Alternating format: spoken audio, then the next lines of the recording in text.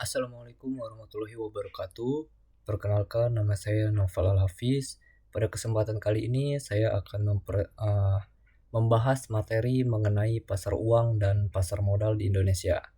Nah, materi ini sangat penting untuk dipahami karena pasar keuangan itu memiliki peran besar dalam menjaga kestabilan ekonomi, mendukung investasi, dan membantu pembangunan nasional. Nah, yang pertama itu ada Bank Indonesia. Bank Indonesia ini merupakan bank sentral Republik Indonesia yang memiliki tujuan utama menjaga kestabilan nilai rupiah. Nah, kestabilan rupiah ini sangat penting karena berkaitan langsung dengan kondisi ekonomi masyarakat, seperti harga barang, tingkat inflasi, dan nilai tukar mata uang terhadap negara lain.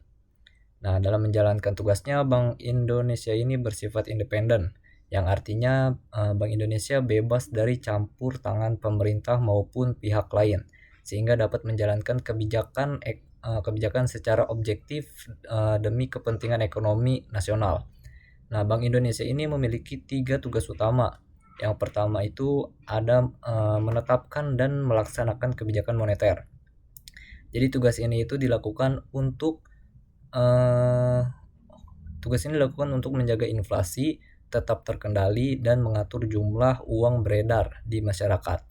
Nah, tugas kedua adalah mengatur dan menjaga kelancaran sistem pembayaran. Jadi sistem pembayaran ini sangat penting karena berkaitan dengan seluruh aktivitas transaksi masyarakat, baik transaksi tunai maupun non tunai. Nah, seperti transfer bank, mobile banking, QRIS, dan dompet digital. Jadi, tugas yang ketiga itu adalah menjaga stabilitas sistem keuangan. Nah, dalam hal ini Bank Indonesia itu memastikan kondisi perbankan tetap sehat sehingga tidak terjadi gangguan yang dapat menghambat aktivitas ekonomi. Selain itu, Bank Indonesia juga berperan sebagai lender of last resort atau pemberi pinjaman terakhir bagi bank yang mengalami kesulitan likuiditas.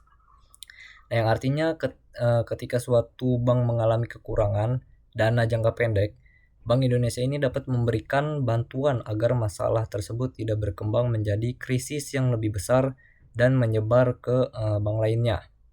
Yang kedua ada kebijakan moneter. Jadi kebijakan moneter ini merupakan kebijakan yang dilakukan oleh Bank Indonesia untuk mengendalikan jumlah uang beredar dan menjaga stabilitas inflasi.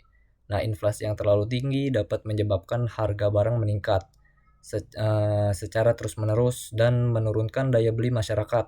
Nah, sebaliknya, inflasi yang terlalu rendah juga dapat menyebabkan pertumbuhan ekonomi menjadi lambat.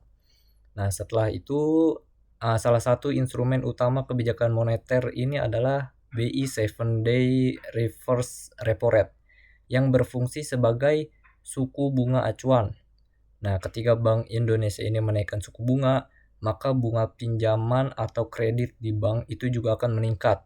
Nah, hal ini membuat masyarakat dan perusahaan itu cenderung mengurangi pinjaman sehingga jumlah uang beredar itu dapat ditekan dan inflasi menjadi lebih terkendali. Nah, sebaliknya, jika Bank Indonesia itu menurunkan suku bunga, maka biaya pinjaman menjadi lebih murah. Nah, kondisi ini akan mendorong masyarakat untuk meningkatkan konsumsi dan perusahaan itu lebih aktif melakukan investasi atau ekspansi usaha. Nah, dampaknya kegiatan ekonomi itu dapat meningkat dan pertumbuhan ekonomi itu menjadi lebih baik. Nah, selain mengatur suku bunga, kebijakan moneter ini juga bertujuan menjaga stabilitas nilai tukar rupiah agar tidak terlalu berfluktuasi. Jadi dengan kebijakan moneter yang tepat, stabilitas ekonomi nasional juga dapat tetap terjaga. Nah, selanjutnya ada keseimbangan keuangan negara yang tercermin dalam APBN atau Anggaran Pendapatan dan Belanja Negara. Jadi APBN ini merupakan rencana keuangan pemerintah dalam 1 tahun yang digunakan untuk mengatur pendapatan dan pengeluaran negara. Jadi pendapatan negara ini berasal dari beberapa sumber seperti pajak, penerimaan negara bukan pajak atau PNBP, serta hibah dari pihak lain. Nah, pajak ini menjadi sumber pendapatan terbesar yang digunakan untuk membiayai berbagai program pemerintah. Sementara itu, belanja negara digunakan untuk pembangunan infrastruktur, pendidikan, kesehatan, subsidi, bantuan sosial, dan berbagai kebutuhan publik lainnya. Dan berbagai kebutuhan belanja negara ini bertujuan meningkatkan kesejahteraan masyarakat dan mendukung pertumbuhan ekonomi nasional. Namun ketika pengeluaran negara ini lebih besar dibandingkan pendapatannya, maka akan terjadi defisit anggaran. Jadi defisit ini sebenarnya masih diperbolehkan selama berada dalam batas aman dan digunakan untuk kegiatan yang produktif. Akan tetapi jika defisit terlalu besar, maka dapat meningkatkan utang negara dan memicu inflasi. Nah, oleh karena itu diperlukan koordinasi yang baik antara pemerintah dan Bank Indonesia. Nah, pemerintah ini mengatur kebijakan fiskal melalui APBN, sedangkan Bank Indonesia itu mengatur kebijakan moneter agar kondisi ekonomi tetap stabil. Selanjutnya ada evolusi kebijakan moneter dan infrastruktur pasar keuangan.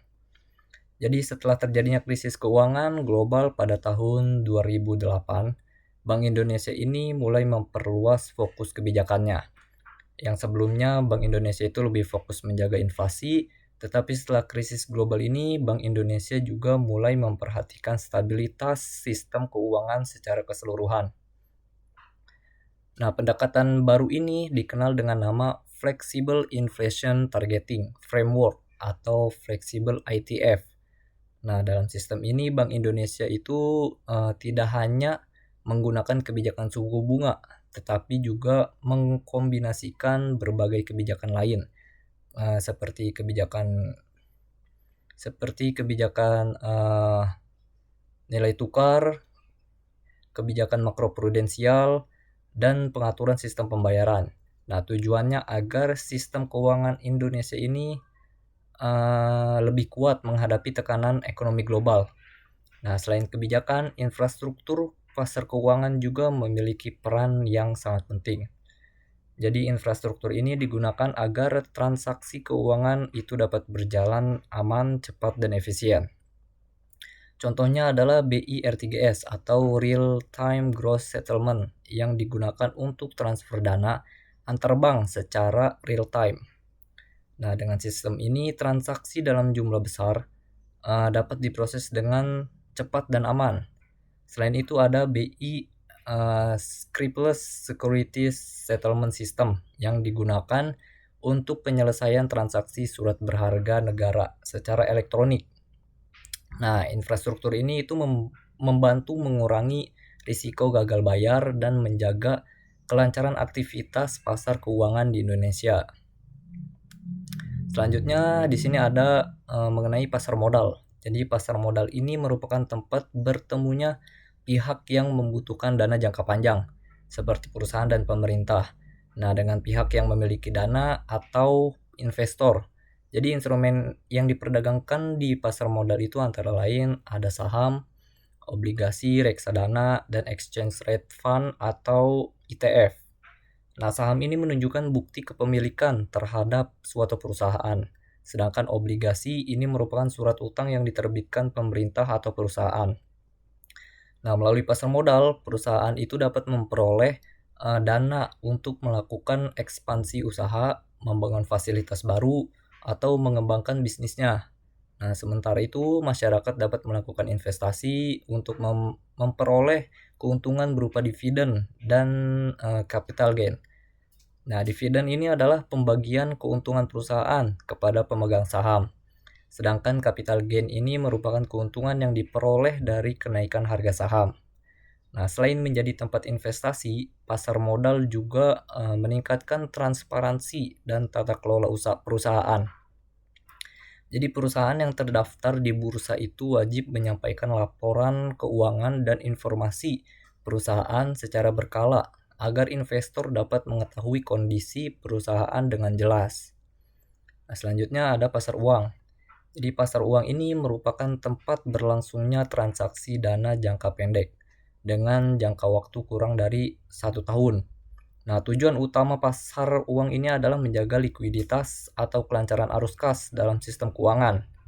Nah, instrumen yang diperdagangkan di pasar uang ini antara lain ada treasury bills atau surat utang jangka pendek pemerintah, sertifikat Bank Indonesia atau SBI, call money antar bank, dan sertifikat deposito. Nah, treasury bills ini biasanya digunakan pemerintah untuk memenuhi kebutuhan dana jangka pendek.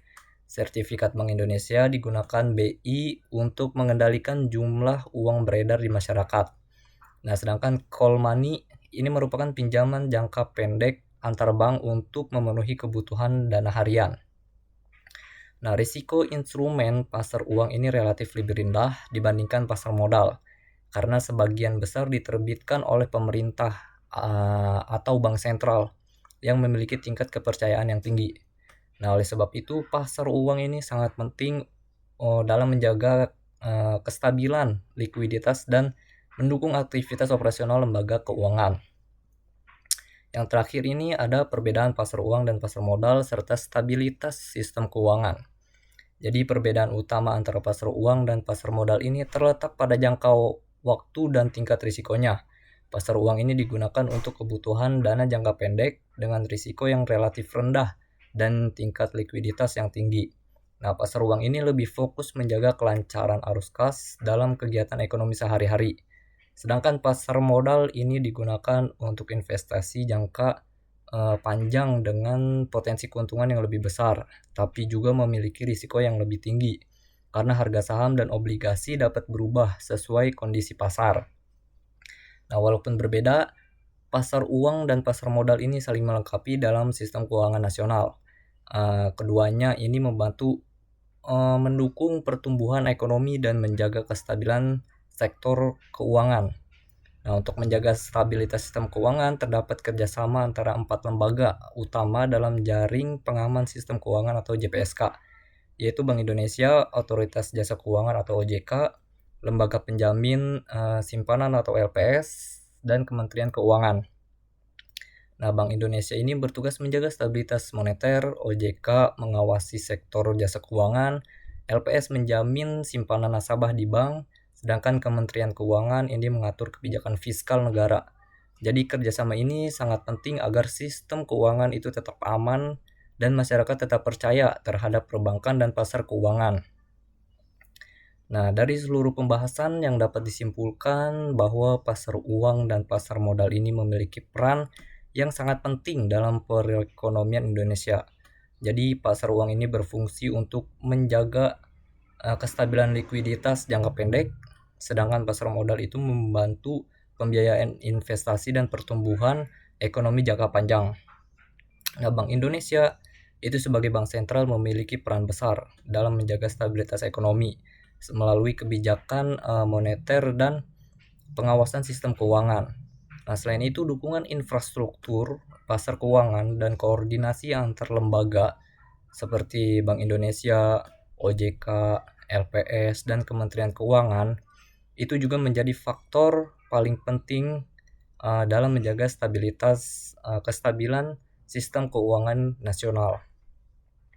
Nah, dengan sistem keuangan yang stabil ini, kegiatan ekonomi itu dapat berjalan lebih baik dan mendukung pembangunan Indonesia di masa depan. Nah, mungkin sekian yang dapat saya sampaikan materi pasar uang dan pasar modal. Wassalamualaikum warahmatullahi wabarakatuh.